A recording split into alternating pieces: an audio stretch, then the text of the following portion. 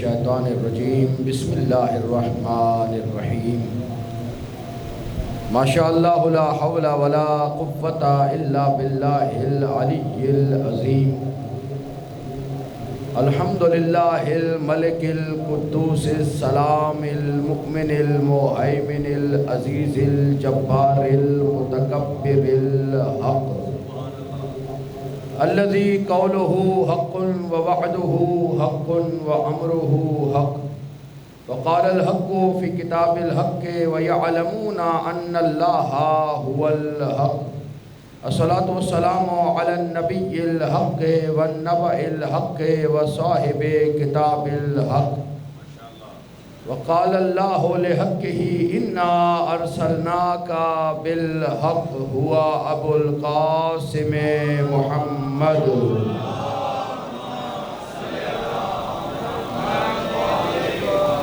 ثم الصلاة والسلام الحق على وسي الحق وولي الحق وخليفة الحق الذي لسانه لسان الحق وبيانه بيان الحق وظهر في مكان الحق هو حقيقة الحق وصراط الحق وسراج الحق وإمام الحق وقال النبي لحقه الحق مع علي وعلي مع الحق اللهم أدر الحق حيثما دار علي وعلى آله الطيبين الطاهرين الحقيقيين المعصومين ولعنة الله على أعداء الحق أجمعين من يوم عداوتهم إلى يوم الحق أما بعد فقد قال الله سبحانه بسم الله الرحمن الرحيم قل هو الله أحد الله الصمد لم يلد ولم يولد ولم يكن له كفوا أحد صلوات اللهم صل على محمد زیادت حضور والا واجب الاحترام صاحبان فہم و ذکا محبان نقطہ با تشنگان بادائے ولا سائلان دست خدا عاشقان کل کفاؤ حل عطاؤ انماؤ لا فتح سلسلہ گفتگو کا یہ 5واں مرحلہ سنام کلام میں سورہ اخلاص کی، سورہ توحید کی، سورہ قل هو اللہ احد کی مسلسل تلاوت کا شرف حاصل کیا۔ عنوان گفتگو ہے عرفان توحید اور محافظان توحید۔ اس کے ذیل میں گفتگو چل رہی ہے کیونکہ ضرورت ہے کہ عقائد کو پختہ کیا جائے۔ عقیدہ اگر مضبوط ہوگا تو عمل قابل قبول ہے۔ قرآن نے کہا لئن اشرکت لیحبطن عملک، اگر تم نے شرک کیا تو تمہارے سارے اعمال حبط کر دیے جائیں گے۔ شرک کیا یعنی عقیدہ توحید کے خلاف کام کیا تو اعمال ختم۔ یعنی اسلام بس یہ نہیں کہہ رہا کہ اعمال کرو، یہ بھی سکھا رہا ہے کہ اعمال انجام دینے کے بعد اعمال کی حفاظت بھی کرو۔ یہ پیغام ہے آج کے۔ اسی لیے عقیدہ عمل کے ساتھ ساتھ عقیدہ مضبوط کیا جائے، اور عقائد میں پہلی بحث ہے بحث توحید کی۔ توحید کے بارے میں گفتگو، جس طرح سے ہم نگاہ کرتے ہیں کہ ہم نے نماز صحیح پڑھی ہے یا نہیں پڑھی، قیام صحیح تھا یا غلط تھا، رکوع ہم نے صحیح انجام دیا یا صحیح انجام نہیں دیا، سجدہ صحیح کیا ہے یا صحیح نہیں کیا۔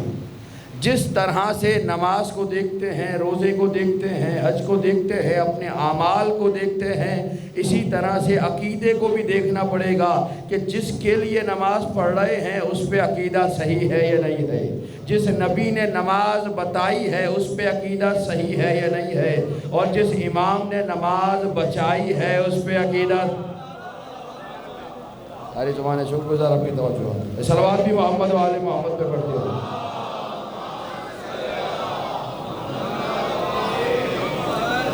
عقائد کا ہونا ضروری ہے، مسائل بھی ہوں فضائل بھی ہوں۔ مسائل اس لیے بیان کیے جائیں تاکہ اعمال رہے، فضائل اس لیے بیان کیے جائیں تاکہ عقیدہ رہے، دونوں کا ہونا ضروری ہے۔ عقائد ہوں گے تو اعمال کا تحفظ کیا جا سکے گا، اعمال کو بچایا جا سکے گا۔ یہی وجہ ہے کہ نبی نے جس مسجد میں مسائل دین کو بتایا اسی مسجد میں اصول دین کو بتایا، جس ممبر سے مسائل بیان کیے اسی ممبر سے فضائل بیان کیے، جس ممبر سے اعمال سکھائے اسی ممبر سے عقیدہ بھی سکھایا۔ نبی بتانا یہ چاہ رہے ہیں کہ عقیدہ پختہ رکھنا ہے، اگر اعمال کو بچانا ہے تو عقیدے کو محکم رکھنا پڑے گا۔ یعنی اگر کوئی اللہ کو مانے اور اللہ کی توحید کا انکار کرے، وحدانیت کا انکار کرے، کوئی ہے جو کہے اللہ کو مانتا ہے؟ کیا کہیں گے؟ ایسے ماننے سے تو نہ ماننا بہتر ہے۔ یہ ماننا بھی کوئی ماننا ہوا؟ اللہ کو مانتا ہے اور توحید کا انکار کر رہا ہے، کہے گا نہیں مانتا۔ اگر کوئی مصطفیٰ کو مانے اور ختم نبوت کا انکار کرے، جملہ ایک سامنے کی خدمت میں عرض کر رہا ہوں، اگر زبان سے کہے کہ میں اللہ کو مانتا ہوں اور توحید کا انکار کر دے، لا الہ الا اللہ کا انکار کر دے، کہیں گے نہیں مانتا، جھوٹ بول رہا ہے۔ اگر کوئی مصطفیٰ کو مانے کہ میں انہیں نبی مانتا ہوں لیکن خاتم النبیین نہیں مانتا، تو کہیں گے جھوٹ بول رہا ہے، یہ مانتا ہی نہیں ہے۔ اسی طرح اگر کوئی علی کو مانے اور امامت کا انکار کر دے،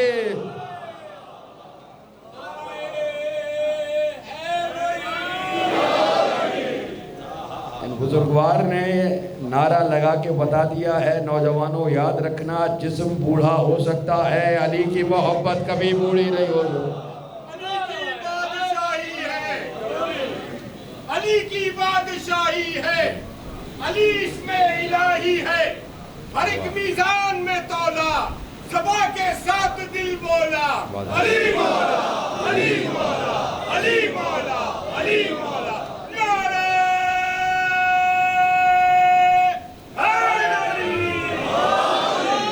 شکر گزار آپ کی سماعت۔ ایک اور صلوات بآواز بلند محمد و آلہ محمد۔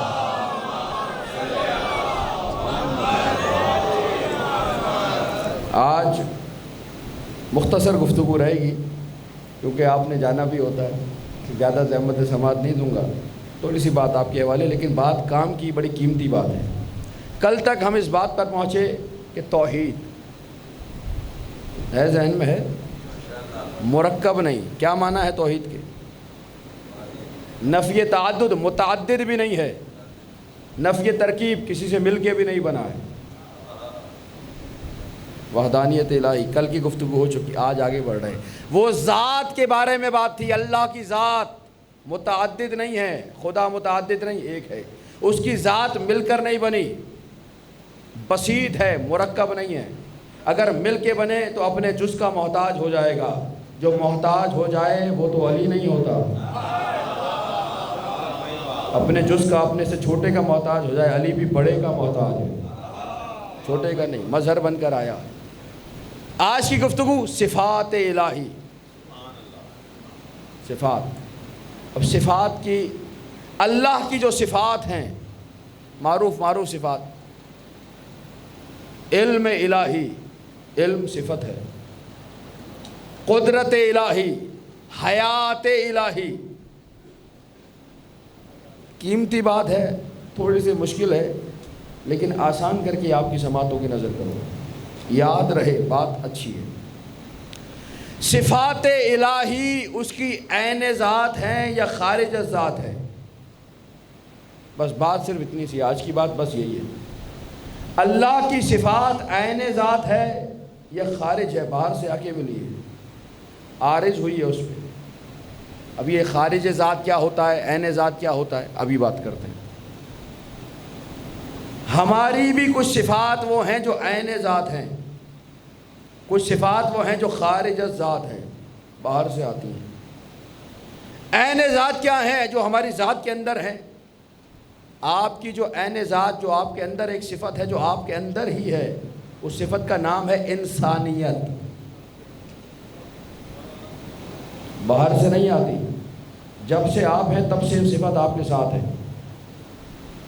مشکل ہو گئی اور آسان ہو جائے گی۔ خارج صفت کیا ہے؟ خوش ہونا، غمگین ہونا، راضی ہونا، ناراض ہونا، یہ آپ کے اختیار میں نہیں۔ باہر کچھ ایسا معاملہ، کچھ ایسی خبر سنی، خوش ہو گئے، باہر کی وجہ سے عارض ہو رہی، خارج ہے یہ، داخل نہیں ہے۔ باہر ایک ایسی خبر سنی، غمگین ہو گئے، فلاں کا انتقال ہو گیا، افسوس، اسے نوکری سے نکال دیا گیا، افسوس، خارج سے آ رہی۔ کچھ عین ذات انسانیت کسی نے دی رہی ہیں، آپ کے وجود کا حصہ ہے۔ راضی ہونا، میں ان سے راضی ہوں، انہوں نے کام ایسا کیا جس سے میں راضی ہو گیا، ان کی وجہ سے یہ صفت آئی۔ میں اس سے ناراض ہوں، اس نے کام ایسا کیا، میں اس سے ناراض ہو گیا، یہ خارج ذات۔ اب بحث آج کی یہ ہے، اللہ کی صفات جتنی ہیں خارج ذات ہیں یا عین ذات ہیں؟ ہے نا تھوڑی سی مشکل بات، بس یہی آج کا پیغام ہے اور آپ کے حوالے کرنا ہے۔ پہلا مرحلہ اگر واضح ہوگا تو دوسرا آسان ہو جائے گا۔ ہمارے پاس جو صفات ہیں کچھ وہ ہیں جو عین ذات ہیں، ہمارے اندر پہلے سے موجود ہیں۔ کچھ صفات وہ ہیں جو دوسروں کی وجہ سے ہم میں آ جاتی ہیں، یعنی ہم اگر خوش ہوتے ہیں تو کسی اور کی وجہ سے، کوئی خبر، کوئی خارج سے ایسا معاملہ ہو جاتا ہے جس کی وجہ سے خوش ہوتے ہیں، خارج میں ایسا معاملہ ہو جاتا ہے جس کی وجہ سے غمگین ہوتے ہیں، کسی سے راضی ہو جاتے ہیں، کسی سے ناراض ہو جاتے ہیں، یہ خارج ہے، راضی ہوتے ہیں، ناراض ہو جاتے ہیں، یہ ہے کیفیت، کبھی راضی ہے کبھی ناراض ہے، جب راضی ہے تو ناراض نہیں ہے، ناراض ہے تو راضی نہیں ہے، یہ ہے تغیر و تبدل، جس میں تغیر آ جائے وہ حادث ہوتا ہے، قدیم نہیں ہو سکتا، جس کے حالات بدل جائیں وہ اللہ نہیں ہو سکتا، جس میں صفات رہے اسے اللہ ہونا چاہیے۔ تو اب فیصلہ کیا ہوا؟ یہ راضی ہونا، ناراض ہونا، کیسے کہو گے اللہ راضی ہوا، کیسے کہو گے اللہ ناراض ہوا؟ ہماری سمجھ میں تو نہیں آ رہا تھا، لیکن نبی نے فرمایا یا فاطمہ ان اللہ یرضا لرضا کے ویغضب لغضب کے، اے فاطمہ جس سے تم راضی ہو اس سے اللہ راضی ہے، جس سے تم ناراض ہو اس پہ اللہ ناراض ہے۔ اب کسی کو بھی رضی اللہ بناؤ، پہلے دیکھو فاطمہ راضی ہے یا نہیں۔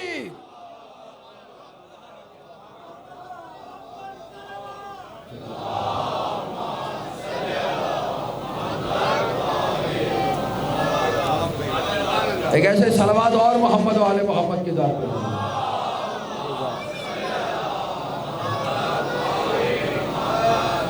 ان اللہ یغضب لغضب کے، اللہ غضبناک ہوتا ہے، غضبناک ہوتا ہے، کیوں؟ لغضب کے، جب تم غضبناک ہوتی ہو۔ اللہ اکبر، یہ ہے نا وما تشاؤون الا ان یشاء اللہ۔ ویرضا لرضا کے، راضی ہوتا ہے جب آپ راضی ہوتی ہو، جس پہ سیدہ راضی اس پہ اللہ راضی۔ بحث کیا ہو رہی ہے؟ صفات خارج ذات ہے یا عین ذات ہے؟ اللہ کی صفات عین ذات ہیں، خارج نہیں۔ عرض کروں دو دلیلیں تاکہ ذہن میں محفوظ ہو جائیں۔ پہلی چیز، اللہ ہے واجب الوجود، جس کے ساتھ وجود کا ہونا لازم و واجب ہے، گزر گئی یہ گفتگو۔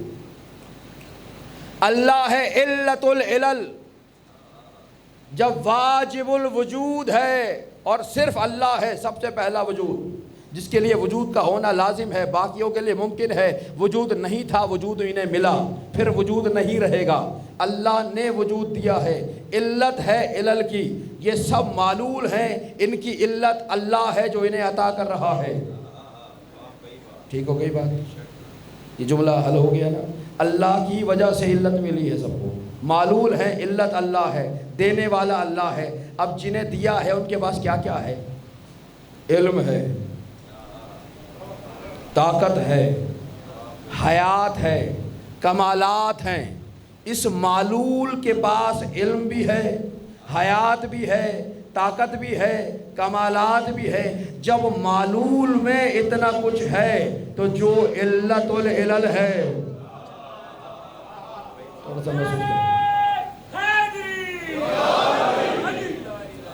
تھوڑی سی توجہ میرے ساتھ رہے گی دوستو، شکر گزار آپ کی توجہ۔ معلول میں اتنا کچھ ہے تو جو ان کی علت ہے انہیں عطا کر رہا ہے، اس کا کمال کیا ہوگا؟ اس میں چیزیں ہوں گی یا نہیں ہوں گی؟ اس میں چیزیں موجود ہونا ضروری ہے، کیونکہ وہ علتوں کی علت ہے، وہ انہیں دینے والا ہے، وہ انہیں عطا کرنے والا ہے۔ معطی الشیء فاقد الشیء نہیں ہو سکتا، ایسا نہیں ہو سکتا جو عطا کر رہا ہے اس کے پاس اپنے لیے نہ ہو۔ اگر اللہ کی یہ صفات، علم جو آپ کے پاس ہے، حیات جو آپ کے پاس ہے، طاقت جو آپ کے پاس ہے، یہ صفات جو آپ کے پاس ہیں، اگر خارج ذات ہو، خارج ہو، تو اس کا اپنا وجود خالی ہو جائے گا۔ علم کلام کی مشکل ویسے ہے، میں کیا کر سکتا ہوں۔ اگر یہ صفات جو آپ کے پاس ہیں وہ دینے والا اللہ ہے، اس کی ذات میں نہ ہو تو اس کی ذات صفات سے خارج ہے اور آپ کی ذات میں موجود ہے، تو جو معلول کے پاس ہے وہ علت کے پاس نہیں رہے گا۔ اس لیے لازم آئے گا کہ جس کے جو آپ کی ذات میں ہے کم از کم بدرجہ اتم خدا کے پاس ہونا چاہیے۔ جتنا آپ کے ظرف میں تھا اتنا آپ نے لے لیا۔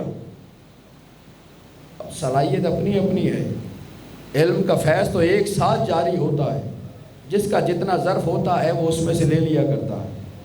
بٹ تو سب رہا تھا، نبی علم بانٹ تو سب کے لیے رہے تھے، کوئی پہلو میں بیٹھ کے نہ لے سکے۔ کوئی سلمان فارسی ایران سے آ کے لے گیا، کرامت نبی کی، رحم نبی کا سب کے لیے تھا۔ حد یہ ہوئی سگا چچا تبت یدا بن گیا، سلمان منا اہل البیت بن گیا۔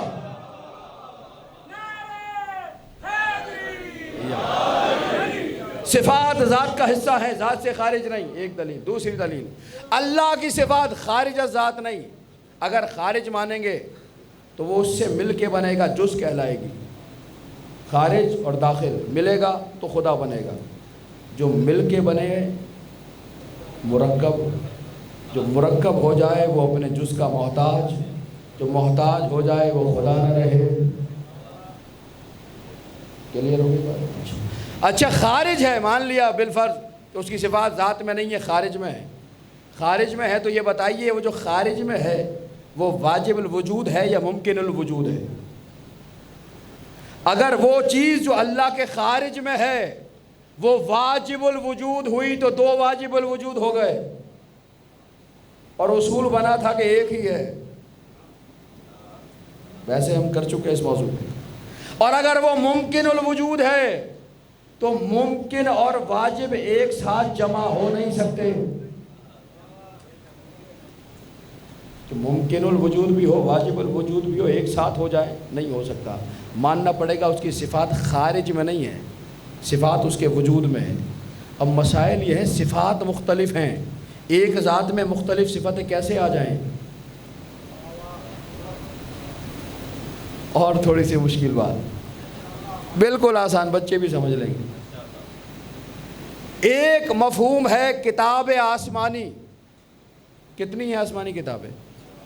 مشہور کتابیں تو 4 ہیں نا، توریت، یہ ہے کتاب آسمانی، ایک مفہوم۔ دوسرا مفہوم ہے معجزہ مصطفیٰ۔ میرے نبی کے معجزے کتنے ہیں؟ بے حساب معجزے ہیں، 2-3 گنوا دیں۔ انگلی کے اشارے سے چاند کے 2 ٹکڑے کر دیے، ہتھیلی پہ کنکریوں نے کلمہ پڑھ لیا، چند ایک معجزات۔ یہ کیا ہے؟ معجزہ مصطفیٰ۔ آسمانی کتاب الگ ہے، معجزہ مصطفیٰ یہ اس کا مفہوم الگ ہے، اس کا مفہوم الگ ہے، لیکن دونوں مفہوم جہاں جمع ہو جائیں اسے قرآن کہا جاتا ہے۔ قرآن کتاب آسمانی بھی ہے، مصطفیٰ کا معجزہ بھی ہے۔ صفات مختلف ہیں مگر وجود ایک ہی ہے۔ جب اللہ کے اپنے کلام میں جمع ہو رہی ہے تو یہ ساری صفتیں بدرجہ اتم ذات واجب میں موجود ہوتی ہے، خارج میں موجود نہیں ہوتی۔ اسی لیے علی نے نہج البلاغہ میں کہا، الحمدللہ الذی لا یبلغ مدحتہ القائلون ولا یحصی نعماءہ العادون ولا یعدہ حقہ المجتہدون۔ الذی لیس لصفتہ حد محدود. پہلا خطبہ ہے نہج البلاغہ کا، ملاحظہ کیجئے. ہر حمد ہے اس اللہ کے لیے، لا یبلغ مدحتہ القائلون. ہر نہج البلاغہ کا کمال دیکھیے گا. ہر حمد، الحمد، ہر حمد ہے اس اللہ کے لیے. لا یبلغ، بلوغ نہیں ہو سکتا، نہیں پہنچ سکتے. کس تک نہیں پہنچ سکتے؟ اللہ تک نہیں. مدحتہ، اللہ کی مدحت تک نہیں پہنچ سکتے. علی بول رہا ہے، علی بول رہا ہے، علی بول رہا ہے. اللہ کی ذات چھوڑ دو، تمہارے بس کی بات نہیں ہے. اللہ کی صفات چھوڑ دو، نہیں پہنچ سکتے. کہاں تک؟ اس کی مدح تک نہیں پہنچ سکتے. نہیں پہنچے ہیں، نہیں پہنچے تھے، نہیں پہنچ سکتے. علی قیامت تک کی بات کر رہے ہیں، نہیں پہنچ سکتے. قیامت تک کی بات وہ کرے گا جو قیامت کے بعد بھی دیکھ رہا ہو.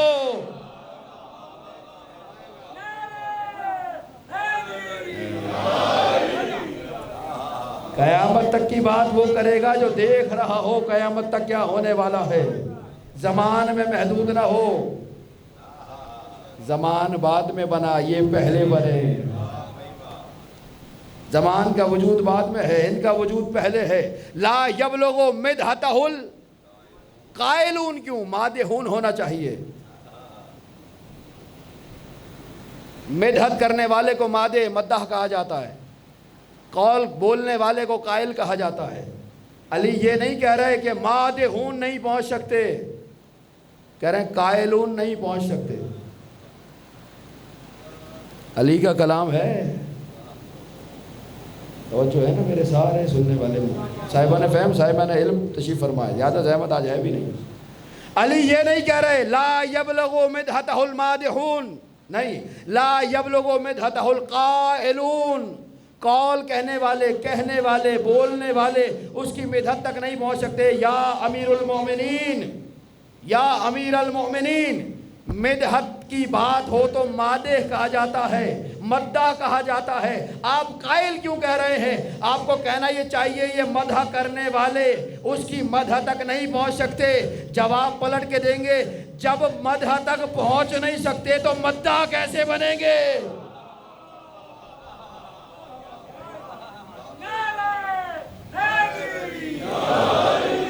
قائل ہی رہ جاتا ہے، مدح تک تو پہنچ ہی نہیں سکتا. جو کمال ہے خدا کی مدح تک پہنچنے کا ممکن ہی نہیں ہے. کون بتا رہا ہے؟ علی ابن ابی طالب. کون ہے یہ؟ جو لے کر جائے گا عرفان توحید تک. کوئی نہیں بولا توحید پہ اتنا جتنا علی بولے. آئے منوائی، مصطفیٰ نے توحید کو منوایا. روز ایک واقعہ آپ کی نظر کر رہا ہوں. آج ایک بحث، کیونکہ یہ عقیدہ ہے اور میں نے پہلے عرض کیا جتنا پختہ ہوگا عقیدہ اتنے اعمال کی حفاظت ہوگی. اعمال دھڑا دھڑ کیے ہو اور عقیدہ خالی ہو تب بیکار. آیت میں نے ابھی آپ کے سامنے پڑھی، نئے سننے والے جو آئے ہوئے.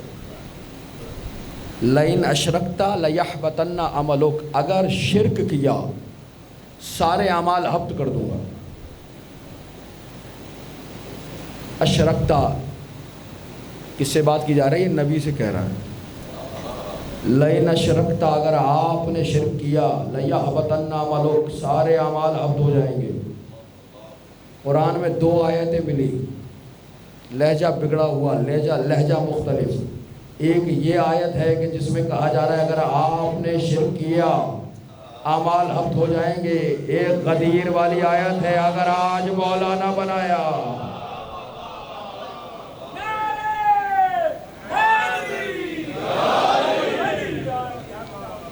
بتا رہا ہے شرک نہیں کرنا، توحید کی بات کرنی ہے. ایک دوسرا محافظان توحید کے لیے بھی وہی معیار بنایا.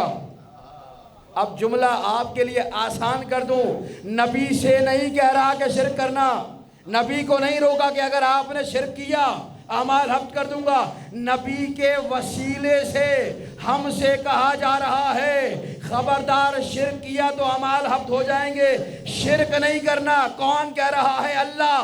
کیسے کہہ رہا ہے؟ نبی کے وسیلے سے اللہ نے وسیلے سے پیغام دے کے بتا دیا وسیلے کو ماننا شرک نہیں ہوتا۔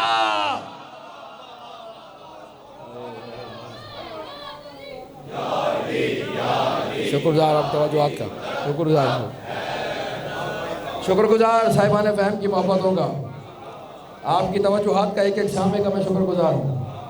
صاحبان علم تشریف فرمائے، سمجھا رہا ہے عقیدے کو مضبوط رکھنا۔ کون بتا رہا ہے؟ مصطفیٰ۔ کون بتا رہا ہے؟ مرتضیٰ پہنچا رہے ہیں۔ آئے گروہ در گروہ نبی کے پاس آتے رہے، بت پرست آئے، پوچھا بتوں کی پوجا کیوں کر رہے ہو، عبادت کیوں کر رہے ہو؟ کہنے لگے ہم ان کے ذریعے سے قربت حاصل کرتے ہیں اللہ کی۔ مصطفیٰ کے سامنے بول رہے ہیں، یا علی کے سامنے زبانیں گنگ ہو جاتی ہیں، اور وہ تو علی کا بھی مولا ہے۔ انا عبد من عبید محمد، ان کے سامنے کہہ رہے ہیں ہم قربت لیتے ہیں، اللہ کے قریب ہوتے ہیں ان بتوں کے ذریعے۔ نبی نے کہا یہ بت کس نے بنائے؟ کہا ہم نے بنائے۔ تم نے اپنے ہاتھوں سے بنائے؟ ہاتھوں سے بنائے۔ اب نبی نے آسان سا چھوٹا سا جملہ کا مفہوم بڑا تھا۔ نبی نے کہا انہیں تم نے بنایا ہے، حق تو یہ تھا کہ یہ تمہاری عبادت کرتے۔ مصطفیٰ بول رہا ہے، مصطفیٰ بول رہا ہے، سارے مصطفیٰ بول رہے ہیں انہیں تم نے بنایا ہے نا، تو حق تو یہ تھا کہ یہ تمہاری عبادت کرتے، تم الٹے ان کی عبادت کر رہے ہو جنہیں تم نے بنایا ہے۔ گھبرا گئے، کیا جواب دیں؟ کہ سرکار بات یہ ہے کہ یہ بڑے برگزیدہ افراد کی شبیہ ہیں، وہ گزر گئے، ہم نے ان جیسا بنانے کی کوشش کی تو یہ بنے۔ اللہ نے ان میں حلول کیا تھا تو وہ باعزت مکرم بن گئے، ہم ان کی یاد کے طور پر، احترام کے طور پہ انہیں سجدہ کر رہے ہیں، انہیں خدا مان رہے ہیں۔ اللہ نے حلول کیا تھا، خدا نے حلول کی۔ حلول کیا ہوتا ہے؟ آسان کروں گا، بالکل بچے بھی سمجھے۔ یہ پانی خالی، گلاس خالی، اس میں پانی آ گیا، حل ہو گیا، ظرف میں آ گیا، اس میں نمک ڈال دیں نظر بھی نہیں آئے گا، چینی ڈال دیں کیا ہو جائے گی؟ وہ حل ہو جائے گی نا، وہ کیا کہلائے گی؟ حلول۔ حلول کر لیا یعنی اس میں آ گیا۔ نبی نے مسکرا کر کہا کس میں آ گیا؟ وہ بزرگ جو تھے، بڑے جو تھے، کرامت والے جو بڑی بڑی ہستیاں تھیں، ان میں آ گیا۔ نبی نے کہا وہ بندے تھے، یہ آنے والا اللہ ہے۔ احمقو یہ بتاؤ محدود میں لامحدود آ سکتا ہے؟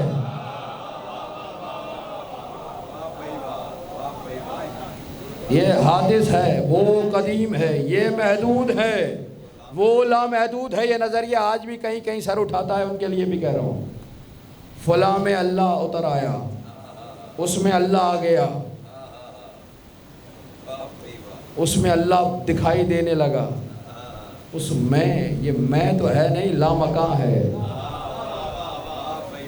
میں تو ظرف ہے، جو ظرف میں آئے وہ محدود ہو جاتا ہے، جو محدود ہو جائے وہ معیوب ہو جاتا ہے، جو معیوب ہو جائے وہ مسجود نہیں رہتا، معبود کیسے بنے گا؟ نبی نے جواب دیا۔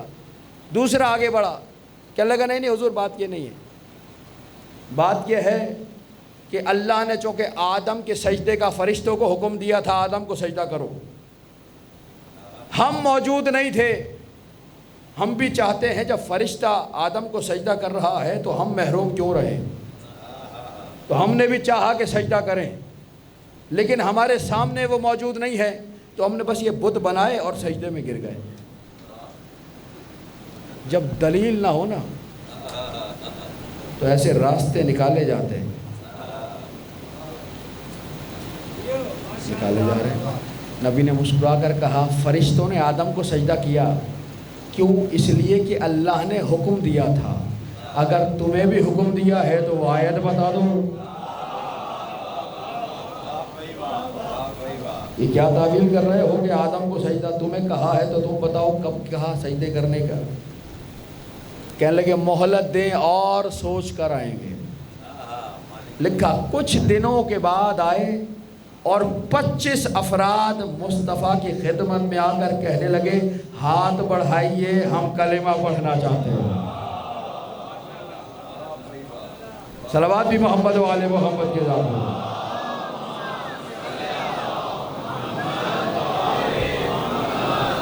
کیا مطلب یہ کہ جب دلیل محکم ہو ہر ایک نہیں اپناتا، لیکن وہ دلیل ضائع بھی نہیں جاتی. کچھ قلوب میں اترتی ہے، کچھ ذہن حرکت کرتے ہیں، کچھ فکر اپناتے ہیں کہ یہ بات کہہ رہے ہیں، یہ بات درست ہے، یہ بات غلط ہے. اس لیے بات کہہ دینی چاہیے. اگر دلیل محکم ہو تو وہ اپنے آپ کو منوا لیا کرتی ہے. امام جعفر صادق علیہ السلام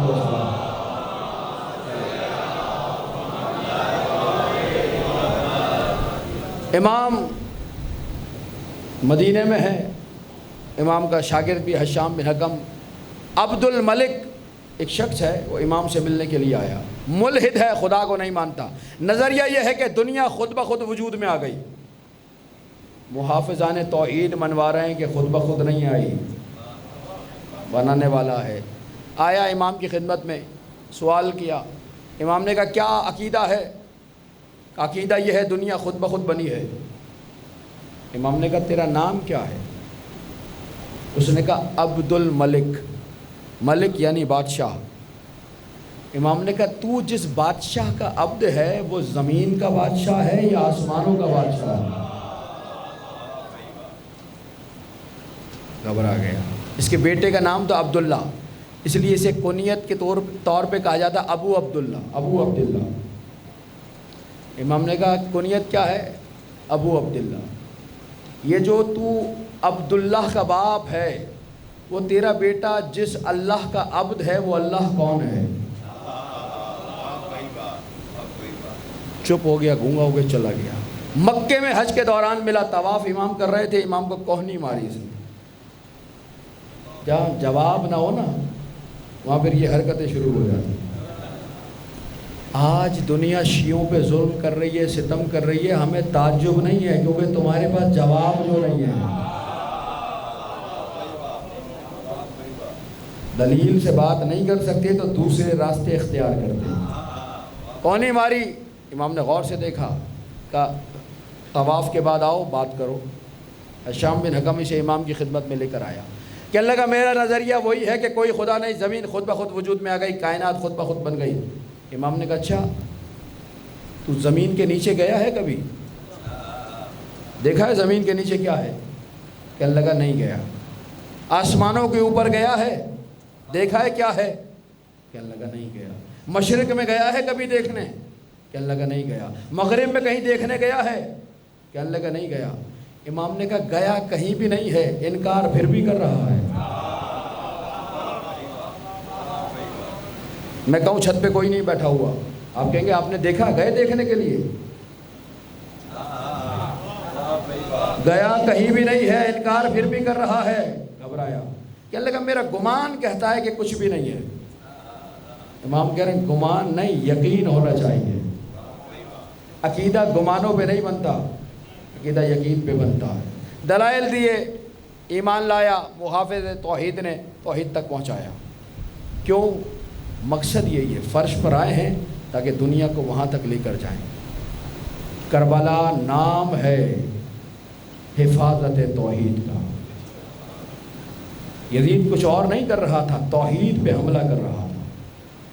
لا خبر جاء ولا وحی نزل.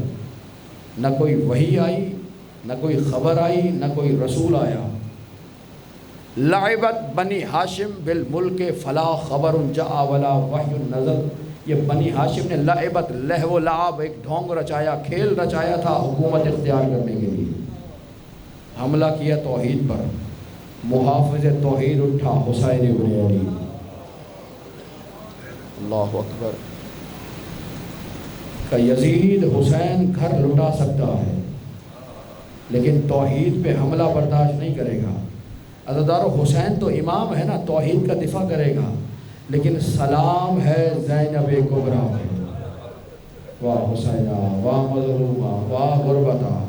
زینب امام نہیں ہے مگر توحید بچانے کے لیے 2 بیٹے قربان کر دیے، پوری نسل لٹا دی زینب کبریٰ نے۔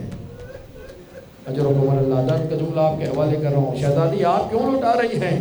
امام نہیں مگر شریکت الحسین ہو، یہ حسین کے بیٹے ہیں، یہ زینب کے بیٹے ہیں۔ اور صرف یہی نہیں کہ لٹا دی، اپنے بیٹوں کو روئی بھی نہیں۔ جو اولاد والے بیٹھے ہیں مولا آوازوں پر رحمت نازل فرمائے، ذرا تصور کیجئے گا، اولاد کے پیر میں کانٹا بھی لگ جائے ماں تڑپ اٹھتی ہے، اور یہ وہ ماں ہے بیٹے قربان کر رہی ہے، آنکھوں میں آنسو بھی نہیں ہے، صبر کا دامن تھاما ہوا ہے۔ عزاداروں جب واپس آئی ہیں نا مدینے، جناب عبداللہ نے کہا ہے شہزادی میں نے سنا آپ بچوں پہ روئی نہیں۔ شہزادی وجہ کیا تھی؟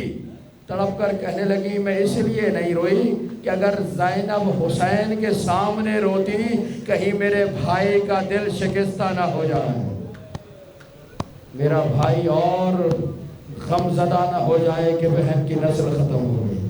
اجرکم اللہ، اجرکم اللہ، پوری کربلا دفاع توحید میں ہوتی ہے۔ عزاداروں، شب عاشور شہزادی نے دونوں بچوں کو بلایا ہے، اور بلانے کے بعد نصیحتیں کرنا شروع کی ہے۔ دیکھو اے آن و محمد، کل جنگ کا دن ہے، کل قتال کا دن ہے، دیکھو ہر ماں اپنے بچے قربان کر رہی ہوگی، مجھے فاطمہ سے شرمندہ نہ کر۔ واہ حسینہ، واہ مظلومہ،